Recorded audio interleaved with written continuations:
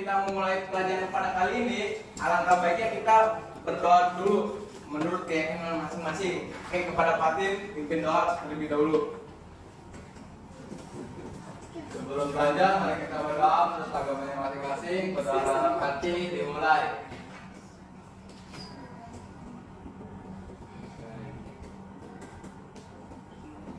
Doa selesai. Nah, oke. Untuk absen bagaimana? Apakah ada yang tidak masuk? Iya. Oke, ntar saya catat ya. Ajis tidak masuk. Kenapa itu Ajis nggak masuk? Katanya engkel Pak. Aduh. Oke, lanjut. Belum. Oke. Saya mau nanya, bangsa Eropa pertama apa yang datang ke Nusantara? Sesuai dengan tema pembelajaran kita pada kali ini adalah kedudukan bangsa Portugis di Nusantara. Oke, lanjut. Nah, sebelumnya Bapak ingin bertanya, sebelum kita masuk materi, Bapak ingin bertanya apa itu 3G? Glory, gospel, Angkat tangan. Hebat. glory, gospel. Aceng. Apa? Nah, benar. Geng 3G itu adalah sebuah misi yang diusung oleh bangsa Portugis dalam melakukan ekspedisi penjelajahan samudera mereka. Oke, next selanjutnya. Nah, seperti dikatakan oleh Yasser, 3G itu adalah gold, glory, dan gospel.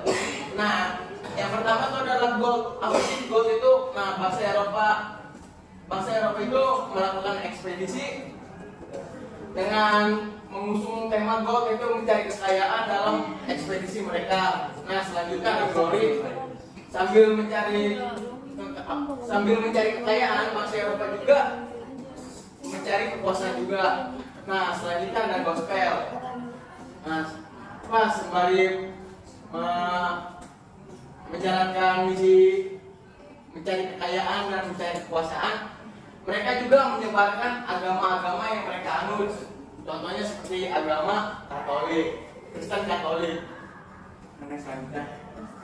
Nah, di sini Bapak punya storyboard yang sudah dibuat perjalanan singkat Portugis datang ke Nusantara.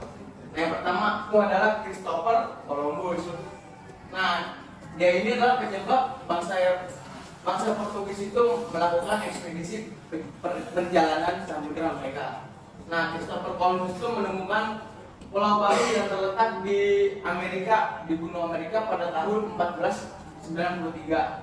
Nah, mendengar hal itu, Manuel pertama, yaitu Raja Portugis pada waktu itu, langsung bergegas menyuruh rombongan Vasco da Gama, seorang pelaut terkenal, untuk pergi berlayar ekspedisi perjalanan bangsa Portugis itu sendiri. Nah, selanjutnya pada Juli 1497, Vasco da Gama berangkat dari pelabuhan Lisbon untuk memulai penjelajahan ekspedisi samudera mereka.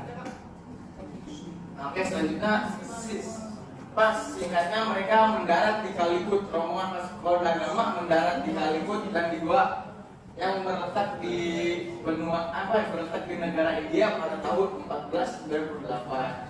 Nah, setelah berlama di India, akhirnya tuh Portugis sadar itu bahwa India bukanlah penghasil rempah-rempah, melainkan Malukulah pusat kota perdagangan rempah-rempah itu sendiri. Akhirnya bangsa Portugis itu melakukan ekspedisi ulang dengan di bawah pimpinan Alfonso de Albuquerque.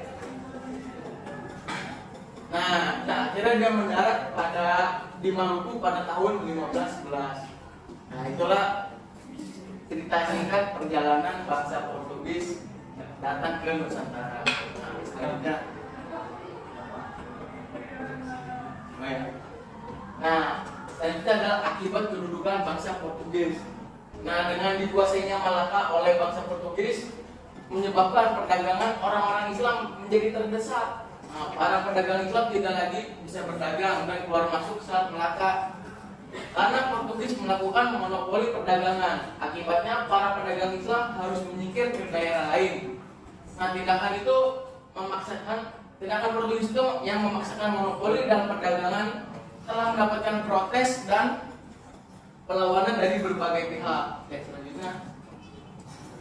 Nah, ini adalah Partai Kadir dan Kang Nadiem. Mereka tuh bersekutu melawan bangsa Portugis, untuk melawan bangsa Portugis. Tapi setelah melakukan persekutuan, melakukan berbagai perlawanan, tapi mereka tidak bisa mengusir bangsa Portugis dari tanah Maluku sendiri. Nah, mereka ini malah diusir oleh bangsa Portugis dan melakukan perjalanan ke Demak.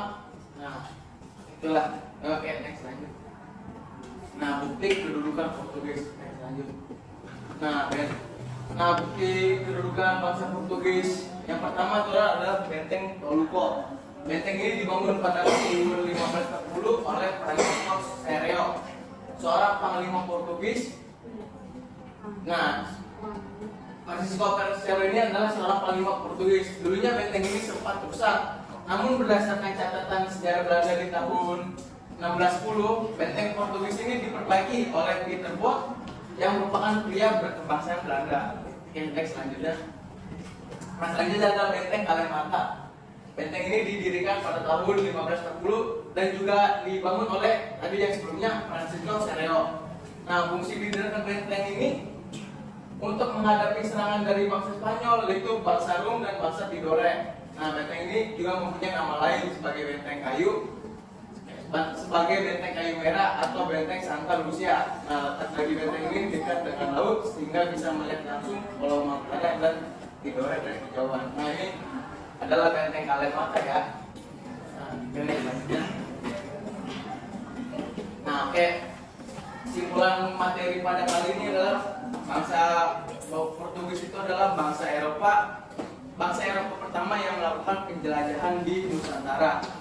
Nah, kedudukan bangsa Portugis di Nusantara itu menyebabkan pedagang-pedagang Islam itu melakukan pemberontakan seperti tadi sudah dijelaskan. Nah, oke. Mungkin karena Bapak sudah ada ini ya rapat, oke Bapak saya tutup. Nah, sekian dari Bapak, sekian pembahasan ini. Assalamualaikum warahmatullahi wabarakatuh. Waalaikumsalam warahmatullahi wabarakatuh. Dan